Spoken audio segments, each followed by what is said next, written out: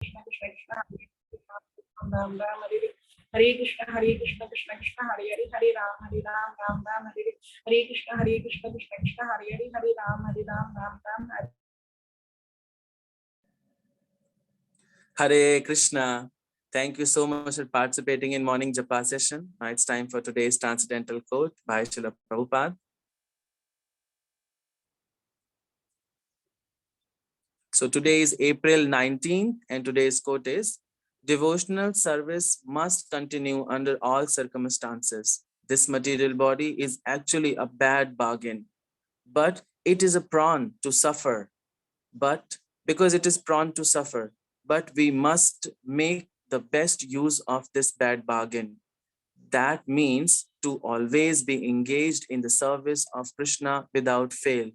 Letter to Viruha, April 19, 1975. Hindi में अनुवाद है, सभी परिस्थितियों में भक्ति का पालन किया जाना चाहिए। यह भौतिक शरीर एक बुरा सौदा है, क्योंकि यह कष्ट देने के लिए बना है, किंतु हमें बुरे सौदे का सर्वोत्तम उपयोग करना चाहिए। इसका अर्थ है कि बिना ठहरे सदैव कृष्ण की सेवा में नियुक्त रहना। विरुह को पत्र 19 अप्रैल 1975। Bhaktivedanta Swami Srila Prabhupada ki jai. Now I'm requesting His Grace Giridhar Sevak Prabhuji to throw some light on today's quote. Hare Krishna. हरे कृष्णा प्रभु जी। तो श्रील प्रभुपाद यहाँ पे बता रहे हैं कि किसी भी परिस्थिति में उनको भक्ति का त्याग नहीं करना चाहिए। परिस्थिति का मतलब कि अगर कुछ भी हो रहा हो और हमारी शरीर में कोई प्रॉब्लम आ गई है, कुछ भी हो गया है, हम बाहर हैं, हम घर में हैं, किसी परिस्थिति में हमें हमेशा भक्ति का त्याग नहीं करना चाहिए। हमें हमेशा जो हमारी साधना दी गई है, जो भी हमारे काउंसलर के माध्यम से बताया गया है, श्रील प्रभुपाद ने जो भी साधना बताई है, चैंटिंग, रीडिंग, हियरिंग, इसको हमेशा करते रहना चाहिए, क्योंकि बताया गया है कि कष्ट तो आते रहेंगे। तो प्रभुपाद यहाँ बता रहे हैं कि ये भौतिक शरीर हमें जो प्राप्त हुआ है, ये एक बुरा सौदा है। बुरा सौदा का मतलब है कि हमने इसको चुना है।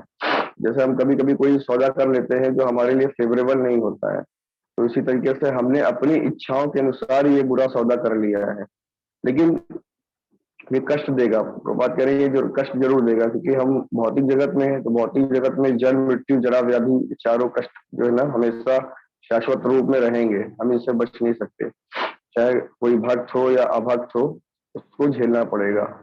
तो कष्ट होते हुए भी अगर हम जो है बुरे सौदे को भी जो है ना भगवान की सेवा में लगा दें, तो जैसे हम कभी कभी कुछ ऐसी चीजें खरीद लेते हैं जो हमारे काम की नहीं होती हैं, फिर भी हम उनको क्या कर सकते हैं, भगवान की सेवा में लगा सकते हैं। तो वही एग्जाम्पल प्रभुपाद देने के, अगर हम इस पूरे सौदे को भगवान की सेवा में इस्तेमाल करेंगे तो ज्यादा बेस्ट रहेगा। तो हम इसको जो है ना इसके कृष्ण की सेवा करते रहेंगे, तो जन्म, मृत्यु, जरा, व्याधि, चार कष्ट जो है वो आएंगे तो, लेकिन वो हमें प्रभावित नहीं कर पाएंगे अगर हम भगवान को सरेंडर कर देते हैं और बिना ठहरे भक्ति कर लें। तो बात करें कि हमें बिना ठहरे भक्ति करते रहना चाहिए। इसके सबसे सर्वश्रेष्ठ एग्जाम्पल कौन है? हमारे महाराज लोग हैं, जितने भी शिला प्रभुपाद के डिसाइपल्स हैं, आज हम उनको देख सकते हैं। जैसे कि हमारे महाराज हो गए हिज होलीनेस गोपाल कृष्ण गोसाई महाराज, हिज होलीनेस जय पताका स्वामी महाराज। आज इनके भौतिक शरीर को देखा जाएगा तो हमें लगेगा कि इनको बहुत कष्ट होता है, तो लेकिन ये हर दिन अपनी सेवाओं को बढ़ाते जा रहे हैं। उनके शरीर को बहुत कष्ट हो रहा है, महाराज को कितना सारा पेन होता है, उनको फीवर रहता है, तबीयत खराब रहता है, अलग अलग प्रकार के कष्ट रहते हैं, लेकिन महाराज उनसे प्रभावित नहीं हो रहे हैं। जैसे मैंने बताया कि जन्म, मृत्यु, जरा, व्याधि चारों चीज आएंगे, लेकिन भक्तों को प्रभाव नहीं डालेंगे। तो ऐसे ही महाराज लोग जो है ना, जितना ज्यादा हेल्थ वाइज प्रॉब्लम उनको आता जाता है, हर दिन वो अपनी सेवा को और ज्यादा तेज करते जाते हैं। तो ये फर्क होता है एक मैटेरियल व्यक्ति में और एक जो है ना भक्त में। तो वैष्णव अपनी सेवा हमेशा कृष्ण के लिए करते हैं, इसलिए कृष्ण उसको पावर देते हैं कि वो अपनी सेवा को कैसे जो है ना स्टेब्लिश रख सके।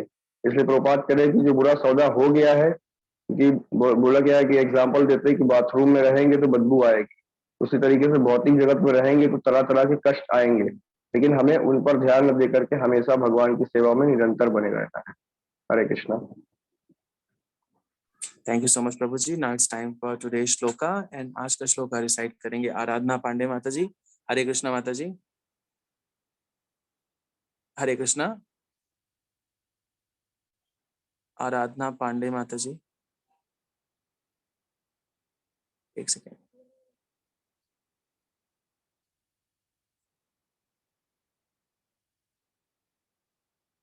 1 second. Yes, Mataji, unmute करिए. हरे कृष्णा. अब हुआ. हरे कृष्णा प्रभु जी, दंडवत प्रणाम. Yes, Mataji. Mataji, मैं प्रभुपाद, screen. जगत गुरु श्री प्रभुपाद की जय. भगवद गीता यथारूप की जय हो. पिता अहम अस्य जगत माता, धाता पितामह वेद्यम, पवित्रम ओंकारालिकशाम यजुर एव च. पिता अहम अस्य जगतो माता, धाता पितामह वेद्यम, पवित्र ओंकार ऋक्सामि यजुर एव च. पिता अहमस्य जगतो माता, धाता पितामह वेद्यम, पवित्र ओंकारा ऋक्सामि यजुर एव च. अर्थ है, मैं इस ब्रह्मांड का पिता, माता, आश्रय तथा पितामह हूँ. मैं ये जानने योग्य शुद्ध कर्ता तथा ओमकार हूँ. मैं ऋग्वेद, सामवेद तथा यजुर्वेद भी हूँ. हरे Krishna. Thank you so much, Mataji. Shrimad Bhagavat Gita यथारूप की जय. श्रील प्रभुपाद की जय. हरे कृष्ण प्रभु जी. हरे कृष्णा. तो भगवान बता रहे हैं कि मैं इस ब्रह्मांड का पिता हूँ, माता हूँ, आश्रय हूँ तथा पितामह हूँ. पितामह मतलब दादाजी, है ना. भगवान बता रहे हैं कि एक हम सोच सकते हैं कि एक ही व्यक्ति इतना सब कुछ कैसे हो सकता है. ठीक है, अगर भगवान पिता हो सकते हैं तो माता कैसे हो सकते हैं, माता है तो फिर पितामह कैसे हो सकते हैं. तो भगवान बता रहे हैं ये मतलब कि जानने हो, ये मतलब कि जो ज्ञान होता है, ये से ज्ञान होता है आ जाए, जिस ज्ञान को जाना जाए. शुद्धि करता था ओमकार, और मैं ऋग्वेद, सामवेद और यजुर्वेद भी हूँ. पिता की बात करते हैं तो ब्रह्मा, जैसे हम देखते हैं कि ब्रह्मा जी पिता के रूप में रहते हैं. अगर हम काफी सारे लोगों से सुनते भी हैं कि परम पिता कौन है, ब्रह्मा है. लेकिन भगवान बता चुके हैं पिछले 9वें अध्याय में, पिछले के कई श्लोकों में वर्णन आ चुका है कि कैसे भगवान जो है भौतिक प्रकृति को जो है ना अपनी दृष्टिपात करके जीवों को गर्भस्थ करते हैं, है ना, इनप्रेग्नेंट करते हैं. तो उस हिसाब से जैसे प्रकृति से हम उत्पन्न होते हैं, तो प्रकृति जो है ना, कोई भी माता बिना पिता के किसी भी संतान को जन्म नहीं दे सकती है. उस प्रकार से जो है ना कृष्ण हमारे मूल पिता होते हैं. और जो है कृष्ण कोई नॉर्मल पिता नहीं है. जैसे हम देखते हैं कि संसार में जो पिता होते हैं हमारे, जो भौतिक शरीर के पिता माता होते हैं, वो एक समय के बाद नष्ट हो जाते हैं. लेकिन कृष्ण जो है, कृष्ण हमारे अविनाशी पिता है. मतलब कि जैसे कि कोई पुत्र होता है, उसके बाद वो पिता बनता है, और फिर वो पिता बनने के बाद विनष्ट हो जाता है. लेकिन कृष्ण ऐसा नहीं है. कृष्ण हमारे साथ हमेशा बने रहते हैं. तो जो ना कृष्ण किसी भौतिक पिता के समान नहीं है. फिर भगवान बता रहे हैं कि मैं इस जगत की माता भी हूँ. माता का मतलब कि प्रकृति को माता कहा जाता है, क्योंकि प्रकृति से हम सब उत्पन्न होते हैं. लेकिन अगर हम देखेंगे एक हिसाब से कि प्रकृति जो है हमें उत्पन्न भी करती है, और फिर एक समय के बाद जो है ना प्रकृति हमको नष्ट भी कर देती है. तो हम देखेंगे कि कोई भी माता जो है ना अपने पुत्र को, अपनी संतान को नष्ट नहीं करने का सोचती है, लेकिन प्रकृति क्या है, हमें नष्ट कर देती है. तो उस हिसाब से जो कृष्ण है वो हमारी कैसी माता है, तो प्रकृति के हिसाब से बताया गया है कि कृष्ण हमारी ऐसी माता है जो हमारी केयर हमेशा करते हैं. ठीक है ना. जैसे कि हम देखते हैं कि जब किसी बच्चे का जन्म होता है, जब कोई माता बच्चे का जन्म देती है, तो उस समय जो है ना बच्चे के लिए क्या फेवरेबल सिचुएशन होनी चाहिए. जैसे बच्चा अनाज नहीं खा सकता है ना, तो बच्चे को दूध चाहिए होता है. तो माता के पास दूध कब अवेलेबल होता है, जब बच्चा का जन्म हो जाता है. तो भगवान ये चीज जानते हैं. जैसे कोई गाय का बच्चा होता है, जब गाय बच्चा देगी, तो गाय के थन में दूध कब अवेलेबल होगा, जब भगवान जानते हैं कि जब वो बच्चा पैदा होगा तो उसको तुरंत दूध चाहिए होगा. तो भगवान ये चीज जानते हैं. जैसे कोई किसान होता है, किसान जो है केवल खेत को जोत सकता है, उसमें बीज डाल सकता है, लेकिन किसान के पास इतनी पावर नहीं होती कि उस बीज को जो है ना अंकुरित करके अनाज बना सके. तो उसको जो है ना भगवान प्रदान करते हैं. कोई भी पशु को हरी घास चाहिए, तो हरी घास जो है ना भगवान प्रदान करते हैं उसको. उस प्रकार इसलिए बताया गया कि भगवान ऐसी माता है जो हमारी हर चीज का ख्याल रखते हैं. जैसे हम खाना खाते हैं तो हमारे जो वैश्वानर अग्नि आपने सुना होगा कि हमारे अंदर जो डाइजेशन करती है, तो भगवान उसको जो है ना वैश्वानर अग्नि के रूप में जो है ना हमारे पेट में खाने को जो है ना पचाते हैं. वरना हमें नहीं पता, हम तो खाना कुछ भी खा लेते हैं, और अंदर जाकर के उसमें क्या हो रहा है क्या नहीं हो रहा है हमको क्या पता. तो भगवान अंदर बैठ करके जो है ना वैश्वानर अग्नि के रूप में भगवान बताते हैं कि मैं अभी आगे के 10वें अध्याय में आप शायद देखेंगे तो उसमें भगवान बता रहे कि मैं वैश्वानर अग्नि हूँ। तो भगवान हमारे पेट में बैठ करके खाना पचाते हैं। तो भगवान इस प्रकार से माता है। उसके बाद बताते हैं कि मैं जो है इस समस्त संसार का रक्षक भी हूँ। तो भगवान इस पूरे संसार का सिक्योरिटी भी करते हैं। जैसे कि हम देखते हैं कि सूर्य है, तो सूर्य में इतना ताप होता है कि हम 1 सेकंड या 2 सेकंड सूर्य को देख नहीं सकते हैं। तो अगर सूर्य चाहेगा तो अपना ताप बहुत अधिक बढ़ा सकता है, और जब अधिक बढ़ा देगा तो पूरी पृथ्वी भस्म हो जाएगी। लेकिन भगवान उसको कंट्रोल करते हैं। भगवान के नियंत्रण में सूर्य कार्य करता है। जितना उसको हीटिंग जो है पृथ्वी को देना होता है उतना ही वो देता है। या सूर्य अपना ताप इतना कम कर सकता है कि सारे पृथ्वी पर जो है ना ठंडा हो सकता है। ठीक है ना, उसको ही भगवान कंट्रोल करते हैं। जैसे हम देखते हैं पृथ्वी पर समुद्र भी है, तो समुद्र इतना विशाल है, उसको कौन कंट्रोल कर सकता है। समुद्र अगर अपनी एक लहर फेंकेगा तो पूरी पृथ्वी डूब भी सकती है, लेकिन भगवान उसको अपने नियंत्रण में रखते हैं। उसके बाद हम देखते हैं कि वृक्ष है, वृक्ष ऑक्सीजन उत्पन्न करते हैं। सभी समस्त जीवों को ऑक्सीजन चाहिए होती है। तो अगर कोई वृक्ष ऑक्सीजन उत्पन्न नहीं करेगा तो सभी प्राणी जो है ना वो मृत्यु को प्राप्त हो जाएंगे। तो इसी तरीके से हम देखते हैं भगवान हमारी हर चीज में छोटे छोटे पॉइंट्स को अगर हम गिनना स्टार्ट करेंगे तो हजारों जगह पर ऐसी पॉइंट्स आएंगे जो भगवान हमारी रक्षा करते हैं। जैसे भगवान इंद्र को कंट्रोल करते हैं। अगर इंद्र जो है वर्षा को रोक देगा तो फिर क्या होगा, पूरे जगह पूरे संसार में सूखा पड़ जाएगा, और सूखा पड़ जाएगा तो फिर अन्न उत्पन्न नहीं होगा। अन्न उत्पन्न नहीं होगा तो हम कुछ भी नहीं खा सकते। तो यहाँ पर भगवान इंद्र को भी कंट्रोल करते हैं। ठीक है, फिर हम देखते हैं कि भगवान नर नारायण के रूप में तपस्या करते हैं। अगर वो नर नारायण के रूप में तपस्या नहीं करेंगे तो पृथ्वी कब का नष्ट हो चुकी होती। तो भगवान इस तरीके से पृथ्वी का सिक्योरिटी भी करते हैं, इस पूरे ब्रह्मांड का सिक्योरिटी करते हैं। लेकिन हमको पता नहीं चल पाता है, इसलिए हमको जो है ना भगवत गीता से मालूम चलता है कि भगवान किस प्रकार से हमारी कहाँ कहाँ पर केयर करते हैं। तो हमको भगवान का कृतज्ञ होना चाहिए, भगवान के नामों का जप करना चाहिए, भगवान को हमेशा सरेंडर रहना चाहिए, क्योंकि भगवान हमारे लिए इतना कुछ कर रहे हैं। हम ऑक्सीजन ले रहे हैं, तो हम ऑक्सीजन, अभी हम बीमार पड़ते हैं। अभी कोविड में हमने देखा कि ऑक्सीजन के सिलेंडर की कितनी मारामारी हो गई थी। एक सिलेंडर अगर आप लेते हो 700 800 1000 का सिलेंडर आता है। मनुष्य को बताया गया साइंस के हिसाब से कि हमें एक दिन में 24 घंटे में 3 सिलेंडर चाहिए होते हैं। तो 3 सिलेंडर हमने जो है ना एक दिन में अगर करते हैं तो फिर हम एक साल में कितने सिलेंडर कर सकते हैं। फिर हमारी टोटल एज अगर 80 साल है या 100 ईयर्स भी है तो हमने कितने सिलेंडर खींच लिए होंगे, कितने आगे खींचेंगे। तो ये सब कौन दे रहा है? भगवान फ्री का ऑक्सीजन दे रहे हैं, भगवान फ्री का लाइट दे रहे हैं, भगवान फ्री का पानी दे रहे हैं, सब कुछ भगवान अवेलेबल करा रहे हैं। लेकिन हम जो है ना भगवान का एहसान नहीं मानते हैं। उस प्रकार बताते हैं भगवान की मैं इस पूरे संसार का पितामह भी हूँ। पितामह का मतलब क्या होता है? दादाजी। ठीक है, जैसे भगवान कह रहे हैं कि जो पिता होता है, पिता पिता पुत्रों को स्नेह तो प्रदान करता है लेकिन टाइम नहीं दे पाता है। जब ब्रह्मा जी हैं, ब्रह्मा जी हमेशा जो है ना पिता तो है लेकिन पिता के रूप में उनके पास बहुत सारी जिम्मेदारियां भी हैं। तो वो जो है ना हमेशा मैनेजमेंट में बिजी रहते हैं। तो बताया गया है कि जो पितामह होते हैं, मतलब जो दादाजी होते हैं, वो अपने पौत्रों को जो है ना टाइम देते हैं, उनके साथ स्नेह देते हैं। वो पिता से भी ज्यादा स्नेह देते हैं। तो उस हिसाब से भगवान का जो हमारे से डीलिंग होता है वो पितामह के रूप में भी होता है। तो जो है ना बताया गया कि ये पितामह, हम सोचते कभी कभी कि भगवान अगर दादाजी है तो भगवान बहुत बूढ़े होंगे, ऐसा नहीं है। भगवान हमेशा जो ना नव यौवनम चा, मतलब भगवान हमेशा जो ना नव यौवन रहते हैं। लेकिन वो पितामह के तरीके हमें स्नेह करते हैं, पितामह के तरीके हमारी केयर करते हैं। जैसे बताया गया भगवान चंद्रमा को कंट्रोल कर, जब कंट्रोल करते हैं तो चंद्रमा से बहुत सारी औषधियां उत्पन्न होती हैं, बहुत सारे फ्रूट्स आते हैं, बहुत सारे जो है ना सब्जियां आती हैं, जिसमें हम जो है ना फ्री में प्रदान करते हैं भगवान हमको।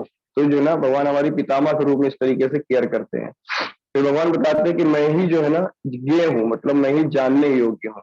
तो भागवत में बताया गया है 5वें स्कंद में 5वें अध्याय में बताते हैं, ऋषभदेव बताते हैं कि जो है ना अपने पुत्रों से कहते हैं कि जब तक जीव को कृष्ण तत्व की जिज्ञासा नहीं होती तब तक उसे अज्ञान से उत्पन्न कष्ट भोगने होते हैं। मतलब बताया गया कि जो है ना जीव को जब तक कृष्ण तत्व की जिज्ञासा ना हो, मतलब वो अपने बारे में ना जाने कि अहम ब्रह्मास्मि, ठीक है ना, उसको अगर ये पता ना चले कि मैं कौन हूँ या फिर कृष्ण कौन है, तो तब तक उसको जो है ना अज्ञान से उत्पन्न जो कष्ट आ रहे हैं, जन्म मृत्यु जरा व्याधि, और उसमें भी तरह तरह के त्रिताप झेलने पड़ते हैं। तो ये सब कुछ जो है ना उसको झेलते रहना पड़ता है। फिर भगवान बताते हैं कि श्री कृष्ण कहते हैं कि यदि कोई जीव पापी से पापी भी होता है, भगवान भगवद गीता के 4वें अध्याय में बता रहे हैं 36वें श्लोक में, कि कोई कितना भी पापी हो अगर वो मेरी शरण ले लेता है तो वो बड़े से बड़े भाव सागर को भी बहुत आसानी से पार कर जाता है। तो यहाँ बता रहे हैं कि भगवान ही जानने योग्य है। हम तरह तरह का एजुकेशन ले रहे हैं, ठीक है, हम तरह तरह के बुक्स पढ़ रहे हैं, ठीक है ना, तरह तरह का ज्ञान ले रहे हैं, ठीक है ना, तरह तरह के कॉलेजेस में अलग अलग प्रकार का ज्ञान ले रहे हैं, लेकिन ये ज्ञान क्या है, एक समय के बाद नष्ट हो जाता है। जैसे हमारा शरीर नष्ट होता है वैसे ही सारा ज्ञान नष्ट हो जाता है। लेकिन अगर हम कृष्ण विज्ञान को सीखते हैं, वेदों के माध्यम से कृष्ण विज्ञान को समझते हैं, तो ये ज्ञान क्या करता है, हमें इस भव सागर को पार कराता है और भगवान को शरणागत होने में मदद करता है, और ये ज्ञान कभी नष्ट भी नहीं होता। फिर बताते हैं भगवान की मैं ही पवित्र हूँ। तो वेदों में बताया गया कि भगवान पवित्र नहीं है, भगवान को परम पवित्र कहा गया है। पवित्र मतलब स्वयं में शुद्ध होना, और परम पवित्र का मतलब है कि भगवान जो है ना, अगर हम भगवान के बारे में सुनते हैं, केवल सुनते ही हैं, तो हम भी पवित्र हो जाते हैं। अगर हम भगवान के नामों का जप करते हैं तो हम भी पवित्र हो जाते हैं। तो परम पवित्र का मतलब जो है, भगवान हमको भगवान की लीलाएं या फिर जो है भगवान के बारे में जो सुनते हैं, नाम जप करते, तो हमें शुद्ध कर देते हैं भगवान, हमारे सारे पाप हर लेते हैं। फिर बताते हैं कि मैं ओमकार भी हूँ, ठीक है। ओमकार का मतलब है कि जो शब्द ध्वनि होता है, भगवान इस भौतिक जगत में शब्द ध्वनि के रूप में भी अवतरित होते हैं। तो जो है इसमें प्रभुपाद बताते हैं कि समस्त वैदिक मंत्रों में ओम शब्द को प्रणव कहा जाता है, एक दिव्य ध्वनि कंपन करता है ये। तो जैसे कि हम देखते हैं कि हरे कृष्ण महामंत्र है, इसमें भी ओम आता है, लेकिन ये सकल रूप में, हम इसको पहचान नहीं सकते हैं, क्योंकि भगवान भगवत गीता में बताते हैं ना कि मैं शब्दों में ओमकार हूँ। तो अगर इसमें जो ना, अगर हरे कृष्ण महामंत्र में भगवान का 16 बार नाम आता है, तो भगवान के नाम में हर जगह पर कृष्ण आ रहा है। तो कृष्ण का मतलब इसमें सकल रूप में भी ओम छुपा हुआ है, लेकिन हम उसको समझ नहीं पाते हैं जब तक हमें हमारे सीनियर्स बताते नहीं है। तो इस प्रकार से भगवान जो है समस्त भौतिक जगत में ओमकार के रूप में भी रहते हैं। हम देखते हैं किसी भी वेद मंत्र का जब उच्चारण होता है तो उसमें ओम ओम लगाया जाता है। जैसे नमा ओम विष्णुपाद आया, अलग अलग प्रकार के जो ना मंत्रों में ओम से स्टार्टिंग होती है, मतलब ओम ऑस्पिशियस वर्ड है, भगवान ओम के रूप में रहते हैं। फिर बता रहे हैं कि मैं ही ऋग्वेद, सामवेद तथा यजुर्वेद, मतलब यहाँ पर 3 वेदों की बात कर रहे हैं। 3 वेद क्यों है, क्योंकि भगवान जब भगवत गीता बोल रहे थे तो उस समय द्वापर चल रहा था। तो जब द्वापर चलता है तो उस समय 3 ही वेद थे। लेकिन जब जो है वेद व्यास जी आते हैं कलयुग में, तो वेद व्यास देखते हैं कि हमारी बुद्धि उतनी उच्च स्तर पे नहीं है कि हम 3 वेदों को समझ सकें। तो फिर वेद व्यास ने क्या करते हैं कि 3 वेदों का विस्तार जो है ना 4 वेदों के रूप में कर देते हैं। तो भगवान बता रहे हैं कि मैं ही वेद हूँ, मतलब वेदों का मतलब है कि अगर हम वेदों को पढ़ करके किसी भी अलग दिशा में भटकते हैं, तो फिर वो हमारा लक्ष्य क्या है, वेदों को पढ़ के वेदों से हम कृष्ण को जाने, क्योंकि समस्त वेद क्या कर रहे हैं, कृष्ण का ही उच्चारण कर रहे हैं। जैसे वेद व्यास जी वेदों को लिख देते हैं, और वेदों को लिखने के बाद भी वो संतुष्ट नहीं होते हैं, क्योंकि सब उनको नारद मुनि बताते हैं कि आपने जो है ना वेदों में कृष्ण की चर्चा नहीं की है। इसलिए हम कभी कभी वेद जो पढ़ते हैं ना, जो भी ब्राह्मण होते हैं, तो वेदों को पढ़ने के बाद भी भगवान को नहीं समझ पाते हैं। तो वेद व्यास जी से नारद मुनि बताते हैं कि आपको भागवतम की रचना करनी चाहिए। तो भागवतम जो ना बोला गया, भागवतम वेदों का, वेद अगर पेड़ है तो भागवतम उसका पका हुआ रस है, एकदम पका हुआ फल होता है, जिसमें रस ही रस है। तो इसलिए जो ना भागवतम से हम भगवान की लीलाओं को जान सकते हैं, भगवान के बारे में जान सकते हैं। तो वेदों से अलग नहीं है, भागवतम वेद का ही एक पार्ट है। इसलिए बताया गया कि अगर हम समस्त वेद पढ़ रहे हैं या कोई भी शास्त्र पढ़ते हैं, तो हमें भगवान को जानने का प्रयास करना चाहिए, क्योंकि परम लक्ष्य भगवान ही है। तो इस तरीके से भगवान बताते हैं कि मैं पिता भी हूँ, माता भी हूँ, दाता भी हूँ। दाता मतलब शरण स्थली, भगवान जो है ना शरण भी प्रदान करते हैं। और मैं चारों वेद, भगवान बताते हैं मैं ही समस्त वेद हूँ, मैं ही रक्षक हूँ। इस तरीके से भगवान बताते हैं ऑल इन ऑल, सब कुछ भगवान ही है। थैंक यू प्रभु जी, Hare Krishna. Thank you so much, Prabhuji, for such a detailed and nice explanation. Now it's time for revision of the shloka of the week. आप मेरे पीछे पीछे 3 बार दोहरा सकते हैं। सो इस वीक में श्लोका चल रहा है 4थे अध्याय का पहला श्लोक। श्री भगवान उवाचा इमं विवस्वते योगं प्रोक्तवान् अहम् अव्ययम् विवस्वानामनवे प्राह मनुरिक्ष्वाकवे अब्रवीत। इमं विवस्वते योगं प्रोक्तवान् अहम् अव्ययम् विवस्वानामनवे प्राह मनुरिक्ष्वाकवे अब्रवीत। इमं विवस्वते योगं प्रोक्तवान् अहम् अव्ययम् विवस्वानामनवे प्राह मनुरिक्ष्वाकवे अब्रवीत। श्रीमद् भगवद गीता यथारूप की जय, श्रील प्रभुपाद की जय। So thank you so much all the respected devotees for participating in morning japa session. Now it's time to end up the session.